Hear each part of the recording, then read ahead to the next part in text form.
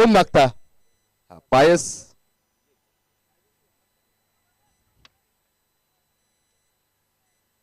Head, पायस Almeida win the टॉच.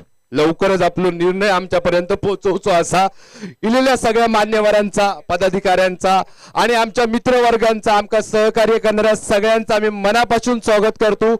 संध्याकाळपर्यंत हयच बसन समोर दिसणाऱ्या मॅचचा मनसोक्त आनंद घ्या आणि ह्यो रंगतदार सोहळा असोच पुढे चालू राहतो.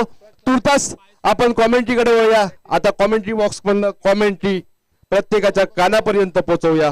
धन्यवाद. पहिल्या षटकामध्ये अर्थात विशाल कोचरेकर डगआउटच्या दिशेनं 36 धावांचा पाठलाग मैदानावरती करायचा. तो अर्थात मालवणी बॉयज क्रिकेट संघाला स्वयंभू रामेश्वर ओळे क्रिकेट संघानं 3 षटकांचा जर लेखाजोखा पाहिला, 3 षटकामध्ये 35 धावा आणि 36 धावांचा पाठलाग करताना पहिल्या षटकामध्ये गडीबाद होतोय तो अर्थात विशाल कोचरेकर मॅन फ्रॉम कोचरा.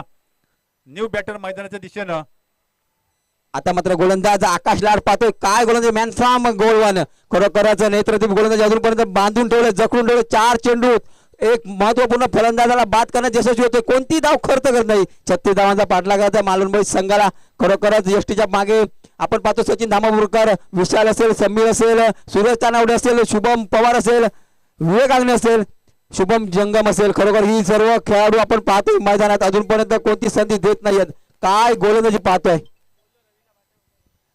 एका बाजूने पाहिलं तर युवा गोलंदाज मैदानावरती आकाश चांगली गोलंदाजी करतोय मैदानावरती. स्वयंभू रामेश्वर ओळिया क्रिकेट संघासाठी जखडून ठेवण्यामध्ये आतापर्यंत यशस्वी ठरतोय. ते प्रतिस्पर्धी मालवणी बॉयज क्रिकेट संघाच्या फलंदाजांना 36 धावांचा पाठलाग मैदानावरती करायचा आहे आणि 36 धावांचा पाठलाग करताना प्रारंभीच्या पहिल्या षटकामध्ये थोडीशी खराब सुरुवात मालवणी बॉयज क्रिकेट संघाची.